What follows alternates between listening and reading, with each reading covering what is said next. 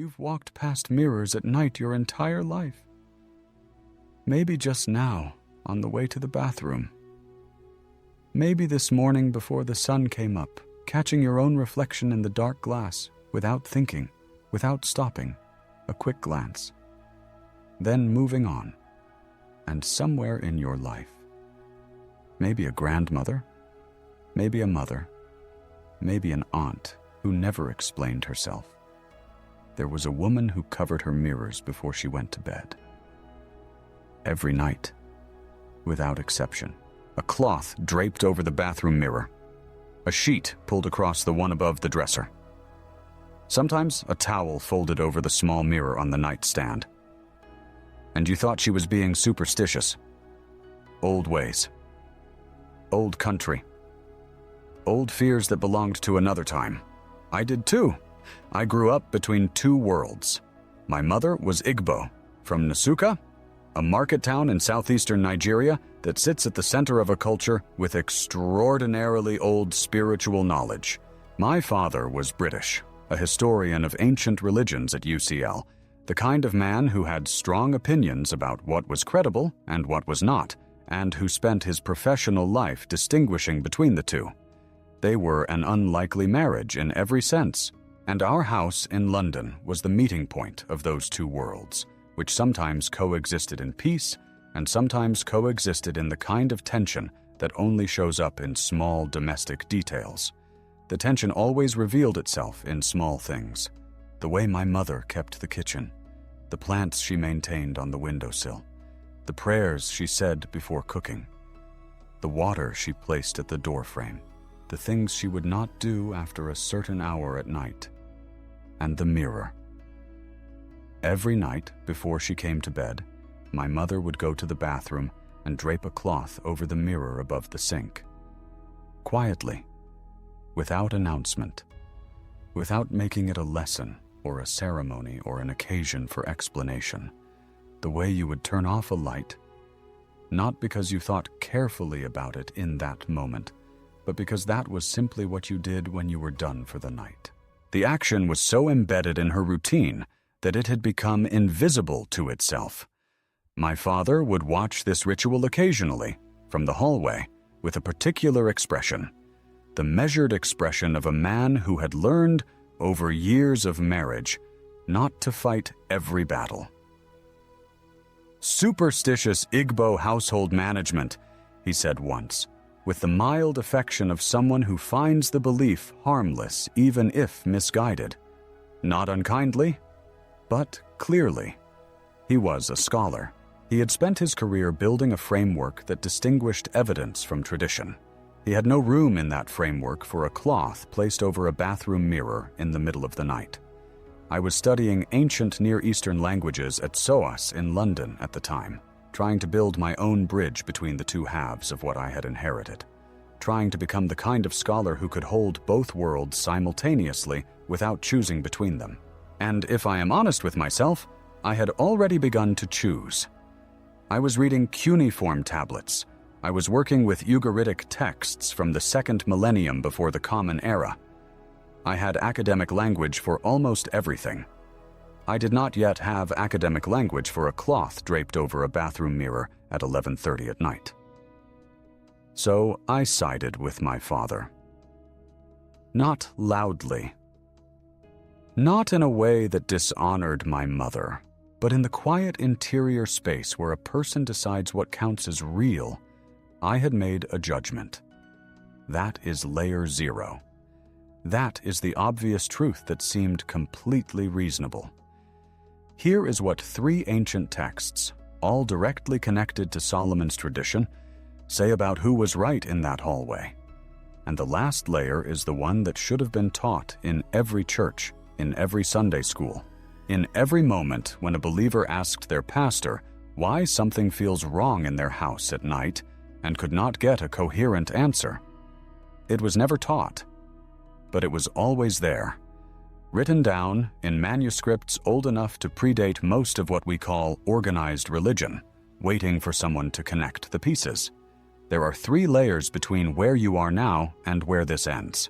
By the third one, you are going to see that covered mirror in a completely different way.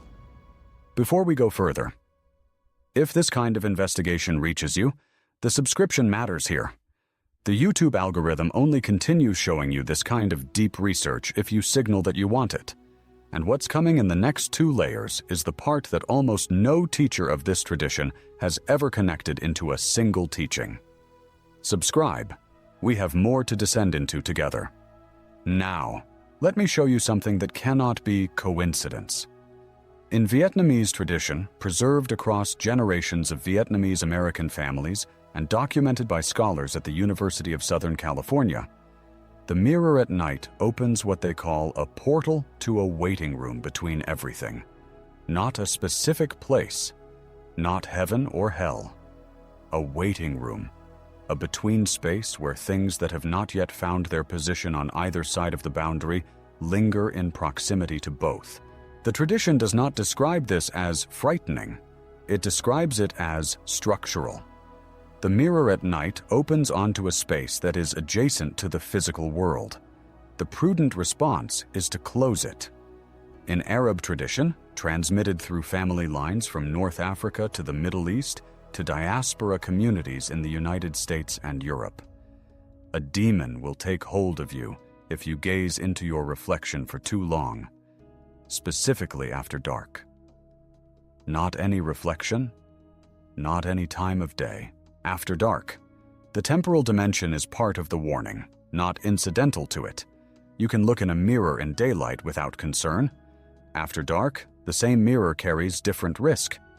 In Russian Jewish tradition, preserved in living practice among Ashkenazi communities to this day, and traceable directly to Kabbalistic theological sources, do not look into a mirror at midnight. A single, precise sentence. Not be careful. Not be aware. Do not. The prohibition carries the grammatical force of instruction rather than suggestion. It is worded the same way you would word a safety protocol, not the same way you would word a personal superstition. In Igbo tradition, in the specific village culture where my mother learned everything she knew about the night hours and what they permitted, the night mirror is covered not out of fear of one's own reflection, but because the night mirror is understood to be a surface that is no longer entirely in the physical world after dark. The word my mother eventually used, decades after I had become the person who could finally understand what she was saying, translates roughly as a window that no longer shows only what is in the room. She said it with the matter-of-factness of someone describing a well-known property of a familiar object.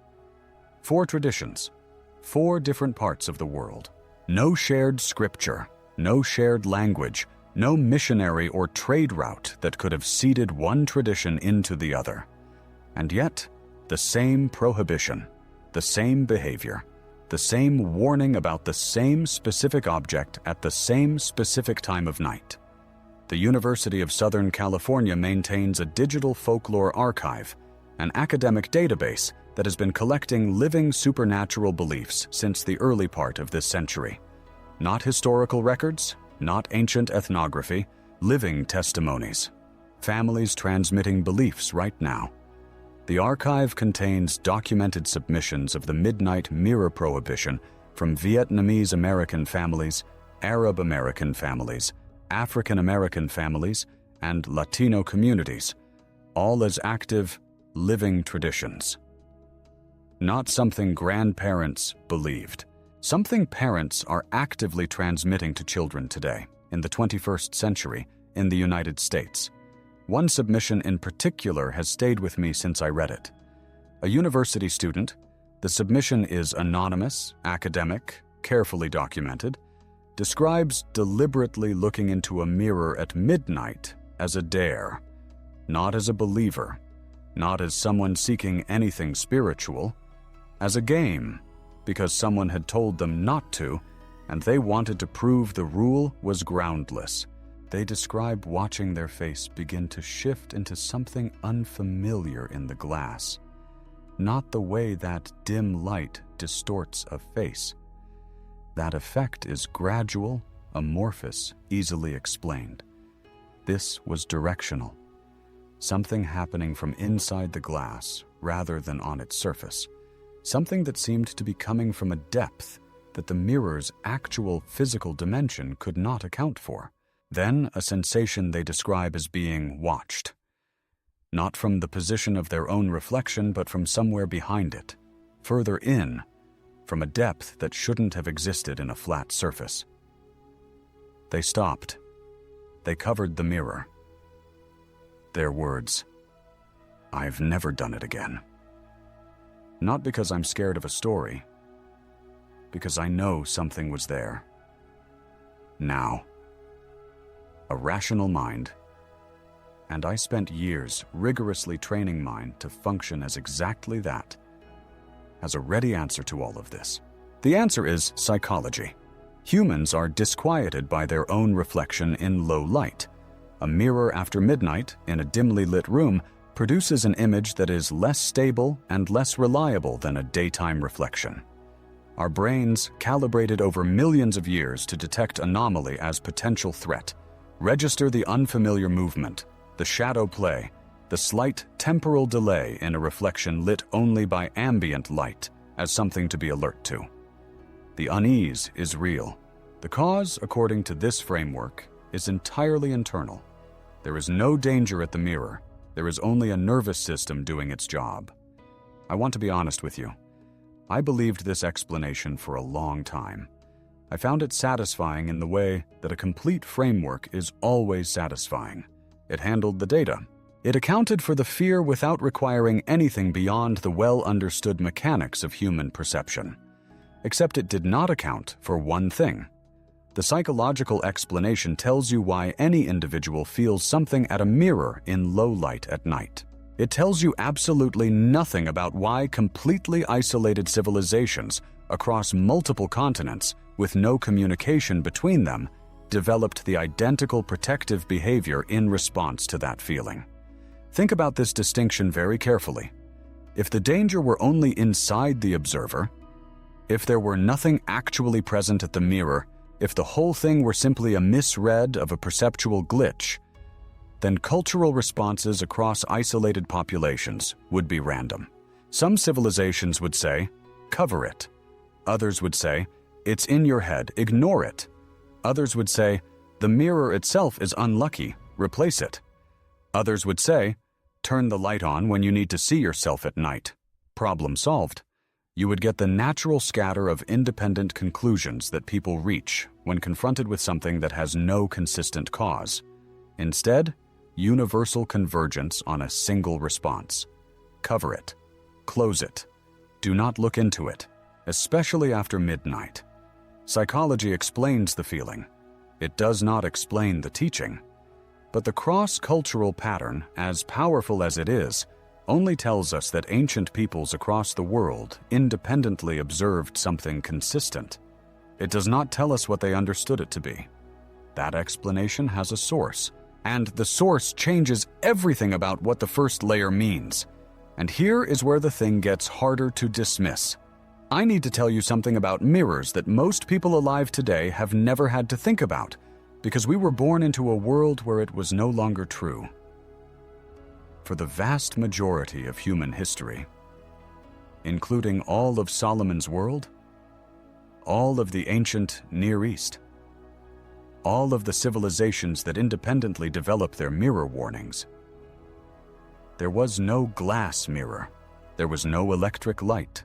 Solomon's mirrors were made of polished bronze, or obsidian, volcanic glass cut and ground and smoothed until the surface became reflective, holding an image that was always slightly dark, always slightly deep, always held at a remove from the viewer that the simple physics of a flat surface could not entirely account for, or polished copper, or silver beaten thin and worked until it caught a face imperfectly with the quality of looking at yourself through still water that is not quite still. These surfaces were not like your bathroom mirror. They did not produce a bright, stable, immediate image.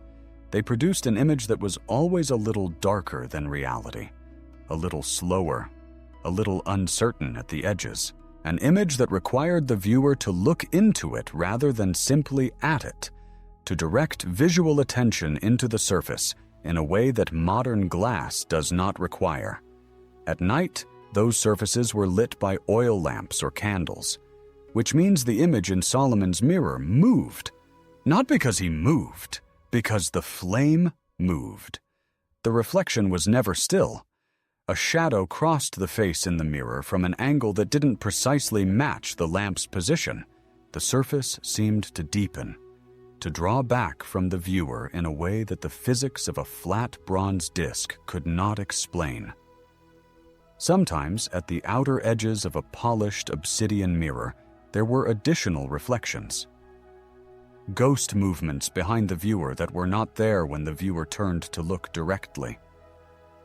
The ancient people who stood before those surfaces at night were not experiencing what you experience when you glance at your bathroom mirror on the way to bed.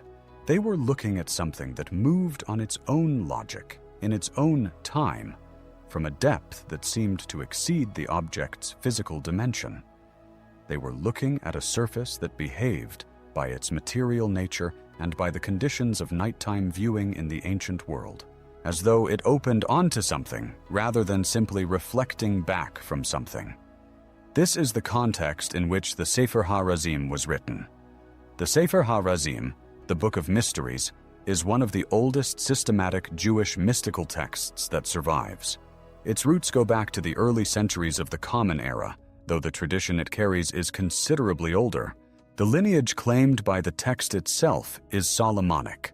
It traces its origin from the angel Raziel to Noah, through Abraham, into the inheritance of King Solomon. It is explicitly connected to the line of wisdom that Solomon is said to have received and transmitted. The Sefer ha-Razim does not treat dark reflective surfaces as dangerous folklore. It treats them as technology, specifically as gateways. Surfaces through which the boundary between the physical world and the spirit world is thin enough to be used. The scholarly edition by Mordecai Margalioth treats the text as a primary document of the Solomonic wisdom tradition, and what the text describes regarding reflective surfaces is not cautionary legend. It is a manual. Polished bronze, still water, darkened mirrors. The Sefer ha-Razim approaches these surfaces with the precision of someone who understands their properties and wants to document them accurately. These surfaces are thresholds. The boundary between worlds is thin here.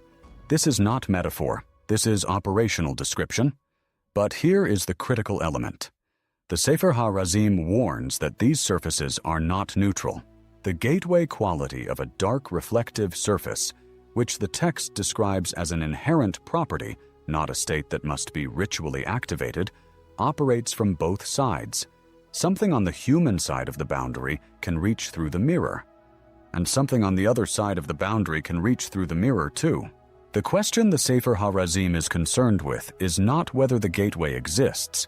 It takes that as observed, documented fact, but how a person works with it consciously rather than being worked with unconsciously. An uncovered mirror at night, in this tradition, is an open gateway, not because of anything you have done or failed to do, not because of any ritual error or spiritual weakness on your part. The combination of reflective surface and darkness creates, by its nature, a threshold that is open by default. There is a second tradition that converges on the same understanding, and it comes from a practice that has been in living use for centuries, without most people outside the tradition understanding its deeper rationale. In Jewish mourning practice, Shiva, the family of the deceased covers every mirror in the house for 7 days. The explanation most commonly given today is about the redirection of attention. Grief should focus on the loss, not on the appearance of the mourners. This explanation is not wrong, but there is an older theological explanation embedded in Talmudic and Kabbalistic sources that the rabbinical tradition has never fully displaced.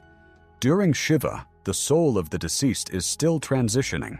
It has not fully departed the vicinity of the physical world. It is making its way between realms, and during that transitional window, The reflective surface of a mirror becomes spiritually active in a specific sense.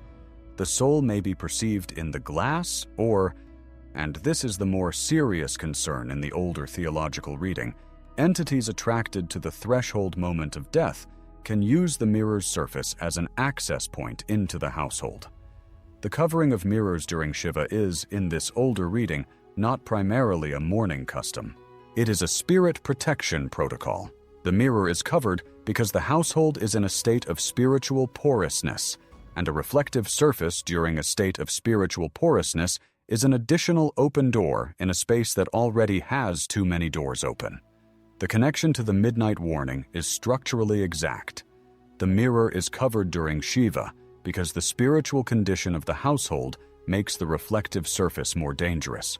The mirror is covered at night, specifically at midnight, for the same structural reason. Night, and midnight specifically, is a spiritually heightened condition of time. The reflective surface responds to that condition the same way it responds to the condition of bereavement. The threshold becomes active. But none of this, the Sefer ha-Razim, the Shiva tradition, the cross-cultural pattern, explains why midnight specifically. Why does every tradition that carries this warning converge on midnight as the hour of maximum danger rather than 9 o'clock, or 1 in the morning, or simply after dark as a general condition? That question has a specific answer, and the answer comes from the deepest source we have in the Solomonic tradition. It comes from the Zohar. And when you understand what the Zohar says, the midnight mirror stops being an ancient superstition and starts being the most precise protective instruction in the entire tradition. The second layer changed what the mirror is. Now let me change what midnight is, because the third layer is where the two change together, and that convergence is what no church has taught. There is a word in the Zohar that I want to place in your mind before I explain what it means. The word is aspaklaria. The Zohar is the central document of Kabbalah, the Jewish mystical tradition that goes back through Rabbi Shimon bar Yochai in the 2nd century, through traditions older still, into the deepest layers of Jewish spiritual thought. It is not an accessible text in the usual sense. It is dense. It is layered. It requires years of immersion to navigate with confidence, but there is a specific teaching in the Zohar that does not require years of study to understand once someone points at it directly. Aspaklaria is the Aramaic word for mirror, but in the Zohar, aspaklaria does not describe a physical object. The Zohar uses the word to describe the divine feminine aspect of God, the Shekinah, understood as the membrane that stands between the transcendent realm and the material world. The Shekinah is the aspaklaria, the reflective surface through which the divine becomes perceivable in the physical, the surface through which the upper world and the lower world see each other. Think carefully about what the Zohar is claiming here. The mirror is not being used as a metaphor borrowed from the physical world to describe something spiritual. In Kabbalistic theology, the actual structure of a mirror, a surface that stands between two realms and reflects each toward the other, is the theological model for how the boundary between the divine world and the physical world functions. The aspaklaria of God and the physical mirror in your home share the same structural nature. They are the same kind of thing, operating at different scales, in different dimensions. The mirror is theologically a threshold, not metaphorically, structurally, by definition. Now, the Zohar also teaches something specific about midnight that is entirely separate from the mirror teaching and comes from a different part of the text entirely. In the mystical tradition preserved in the Zohar and practiced across Kabbalistic communities for centuries, midnight is not simply a late hour. Midnight is the threshold hour. The gates of heaven open at midnight. The upper world, which is ordinarily separated from the lower world by the aspaklaria membrane, becomes maximally accessible at midnight. The boundary thins. The tradition of midnight prayer and midnight study that has been practiced by Jewish mystics across the centuries, documented in Kabbalistic literature, preserved in the practice of the Kabbalah Center, and in Sephardic and Ashkenazi mystical communities, is based on this specific teaching. Midnight is the moment when the divine is closest, when spiritual access is greatest, when the walls between worlds are thinnest by the architecture of time itself. Midnight is theologically a threshold, a temporal boundary that opens on its own schedule according to the spiritual structure of time, without requiring any human action to activate it. Now hold both teachings together. The mirror, aspaklaria, is a spatial threshold, a surface where the boundary between the physical world and what lies beyond it is structurally thin.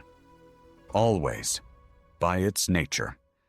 Midnight is a temporal threshold, an hour when the boundary between worlds opens by its own logic. Every night, by the architecture of time. At midnight, the temporal boundary opens. At the mirror, the spatial boundary is already thin. A mirror at midnight is two boundaries open simultaneously, one in space, one in time. And in the Kabbalistic theological framework, the combination of two thinned boundaries, one spatial, one temporal, creates a window of access that neither threshold creates alone. Now, you have the framework. Let me give you the specific warning. The Russian Jewish mystical tradition preserves a sentence that is, in light of this theology, exquisitely precise. Do not look into a mirror at midnight, because the dybbuks will be there and may enter your soul. I want to stay with every word of that sentence, because it is not vague. It is not the language of folklore. It is the language of applied theology. Do not look, an active prohibition against initiating contact, against directing perception through the surface, against opening the channel in the direction from the human side. Into a mirror. The aspaklaria, the structural threshold between the physical world and what lies adjacent to it. At midnight. The temporal threshold, the hour when the gates open and the boundaries thin by their own schedule. Because the dybbuks will be there. Not might be. Will be. The dybbuk, from the Hebrew word meaning clinging, the kind of grip that does not release, is a possessing spirit in Kabbalistic tradition that attaches to a person through a moment of spiritual vulnerability. The dybbuk specifically seeks threshold moments. Threshold moments are where access is possible.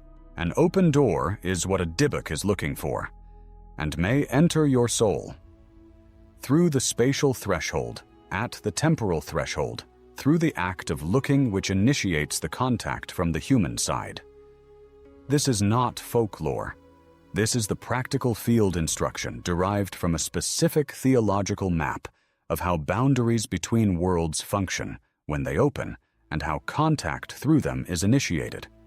Every word of that warning corresponds to a teaching in the Zohar. The warning is the Zohar's theology applied to a specific practical situation. And the practical response in the Solomonic tradition to an open threshold has always been the same. Close it. Cover it. Seal it. The cloth is not a ritual of fear. It is the act of closing a door.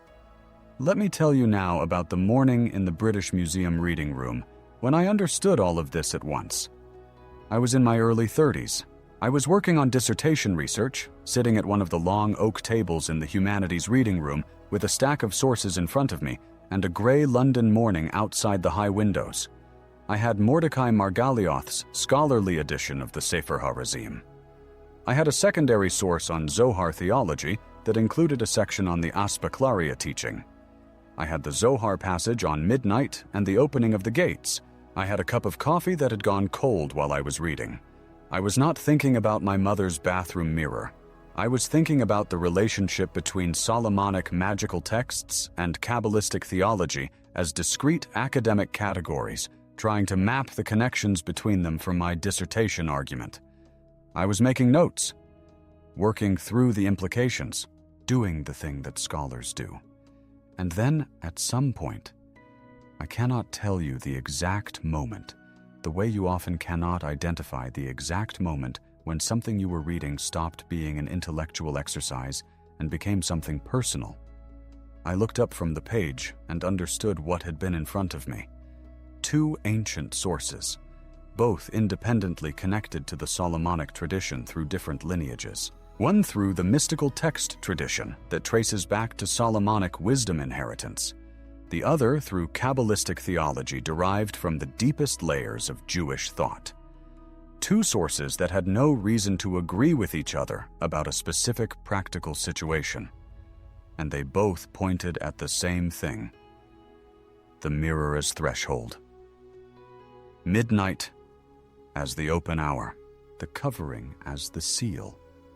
And those 3 points, threshold, midnight, seal, described exactly what my mother had done every night in Nsukka for as long as I could remember. She had not read the Sefer ha-Razim. She had never held Margaleoth's edition in her hands. She had never studied Kabbalistic theology at SOAS or anywhere else. She had received what her mother received, and her mother before that, the way knowledge survives when it cannot be written down. As action. As the thing that you simply do, because you know it is right, because enough people over enough generations observed what happened when it was not done, and crystallized that observation into a habit. My father called it superstitious Igbo household management. What she was managing every night, with a cloth she kept folded on the bathroom shelf, was a double open threshold. One in space, the mirror's structural nature as aspaklaria. One in time, the hour of midnight when the gates open, and she closed both of them with the same gesture. Quietly, without explanation, the way you turn off a light. I am still sitting with that moment in the reading room. Years later, I am still sitting with what it meant to understand. In a building full of manuscripts and academic credentials, and every kind of institutional authority my father respected, that the woman who never went to university was the one who had the map. Go back for a moment to where we started. Superstitious Igbo household management. That was the obvious layer. The layer that made sense to a UCL historian standing in a hallway at 11:30 at night. The layer that had the vocabulary of rationalism and the confidence of a framework that believed it had accounted for everything. You know now what that cloth was actually managing. You know now that the woman who placed it over the mirror without explanation, without needing to explain, because the knowledge had been transmitted as action rather than as argument, was applying the practical instruction of a theological framework that goes back to the oldest mystical texts in Solomon's tradition. She was sealing a spatial threshold before the temporal threshold opened. She was doing what the Sefer ha-Razim systematized, and what the Zohar encoded, and what the Russian Jewish tradition remembered, and what every grandmother across every culture that carried this knowledge preserved in the only form available to her: habit. Superstition is what we call ancient knowledge when we've lost the manuscript that explains it. The manuscript was in the British Museum the whole time. Here is the knowledge you are carrying out of this video. The mirror in your home is, in the theology that Solomon preserved and systematized, a spatial threshold, a surface where the boundary between the physical world and what lies alongside it is structurally thin. This is not a property you activated. It is not a property you can deactivate by not believing in it. A window is a point where inside and outside meet, regardless of whether you believe in wind. A mirror is a point where the physical and non-physical meet, regardless of whether you have read the Sefer ha-Razim. Midnight is, in the Kabbalistic theology that the Zohar encodes, a temporal threshold, an hour when the boundary between worlds opens by its own schedule, according to the spiritual architecture of time. This does not require your participation. It happens the way sunset happens, because the structure of reality is built that way. A mirror at midnight is 2 open thresholds simultaneously. This is not an occasion for fear. Solomon did not teach fear. Solomon taught precision. And the precise Solomonic response to an open threshold is not to flee from it, but to close it. Deliberately. As an act of understanding rather than anxiety. As an act of wisdom rather than superstition. Tonight, walk through your home with this knowledge and look at your mirrors differently. Is there a mirror in your bedroom? If it faces your bed, if you sleep within sight of a reflective surface, you have been sleeping within sight of an open spatial threshold, not necessarily with consequences every night. Thresholds are not always busy, but the threshold is there, and at midnight, the temporal threshold opens alongside it, and the two combine in the way that the theology precisely describes. Is there a mirror in the hallway that catches light from the street after dark? The surface does not need perfect darkness. It needs to be reflective and after midnight.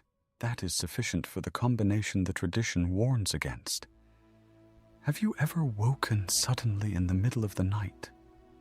Heart already moving, a quality of alertness that felt external rather than internal, as though something had called you awake rather than your body simply finishing its sleep cycle, and found yourself looking at your own reflection in a dark mirror across the room, with something in the room that you could not locate or name, but that felt unmistakably present in a way that sleep paralysis or bad dreams does not fully account for?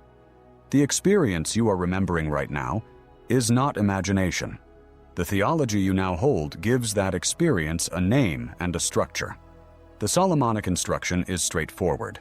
Cover the bedroom mirror before sleep. The cloth does not need to be ceremonial. It does not need to be a specific color or material or blessed in any particular way. A cloth placed over the mirror with understanding, with the knowledge that you are sealing a spatial threshold before the temporal one opens, is the act. The intention and the knowledge are the seal. If you have a freestanding mirror, turn it so the reflective surface faces the wall. A mirror that is not opening into the room is a threshold that is closed in the room's direction. This is the directional principle. The gateway closes when the surface faces the boundary rather than the interior space. Think about the Jewish Shiva practice with fresh eyes. 7 days of covered mirrors in a house of mourning. The household is in a state of spiritual porousness. Death has opened the vicinity to things that use thresholds. The mirror is covered because an open spatial threshold in an already porous space is a compounded vulnerability. The 7-day covering is not a grief ritual dressed in spiritual language. It is a spirit protection protocol that happens to coincide with grief. Your bedroom at night is also a space of spiritual porousness. Sleep is the daily threshold crossing. The body stills, the conscious mind releases, and something in you moves between states in the hours of sleep in a way that is not purely biological and that the Solomonic tradition documented with considerable precision. During sleep, you are at a threshold. A mirror in the room with you during your own threshold state, at the temporal threshold of midnight, is 3 boundaries open simultaneously. This is what the church forgot to teach, or was afraid to teach, or lost when it decided that the ancient Jewish mystical sources were too difficult to explain to a congregation that had not read them. Your grandmother's knowledge did not come from a sermon. It came from something older than any sermon. The phrase nucleo for this video. The thing I want you to carry when you leave. Your grandmother wasn't afraid of her reflection. She was sealing a door. The difference between those two things is the entire inheritance of what Solomon understood about protection and thresholds and the specific vulnerabilities of the night. There is a practical tradition older than Christianity, older than Islam, older than most organized religion in the forms we currently recognize it. A tradition that mapped the structure of spiritual reality with precision and left instructions for navigating it safely. Solomon's teaching on thresholds, boundaries, and the specific conditions of nighttime spiritual vulnerability is part of that tradition. The covered mirror is one instruction. The knowledge behind it is a map of the night that most of us have lost. Ask yourself tonight, how much of what my grandmother did without explanation do I now understand differently? And what else am I walking past every night that has a name in a manuscript that I have not read yet? Sleep well tonight. Or cover the mirror first. Then decide. What you just received in this video, the aspaklaria theology from the Zohar, the Sefer ha-Razim's documentation of dark reflective surfaces as spiritual gateways, the specific double threshold principle of mirror and midnight, the connection between the Shiva tradition and the universal covering practice, and the precise sentence from Russian Jewish mystical tradition that ties all of it together. None of this is in standard Bible study. None of it is taught from most pulpits. It requires reading Kabbalistic primary sources alongside Solomonic mystical texts and understanding how two entirely different textual traditions converge on a single specific point of practical protection. This channel exists to do that work and to bring it to you in a form that is accessible without losing any of its depth or seriousness.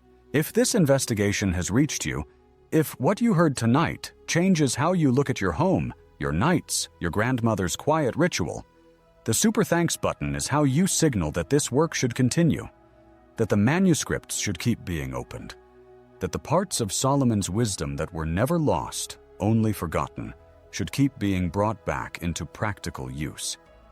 You are not simply a viewer here, you are part of the reason this transmission continues. Before you close this video, I want to know one thing. Is there a mirror in your bedroom tonight? And will you cover it before you sleep? But the question underneath that one is the one I'm genuinely curious about. Was there someone in your family, a grandmother, a mother, an aunt, a woman of that generation who knew things she could not explain in academic language, who covered mirrors at night without explaining why? Who did it quietly, automatically, the way you turn off a light because it was simply what you did? Tell me in the comments, because I believe more people in this community have grandmothers who held this knowledge than we realize. Women who could not cite the Sefer ha-Razim or the Zohar's aspaklaria theology, who had never heard the word dybbuk in their lives, but who knew, in the way that knowledge survives when it can no longer be written down, that the mirror at midnight was a door, and they closed it. Every night, without waiting for permission from anyone who had read the manuscript.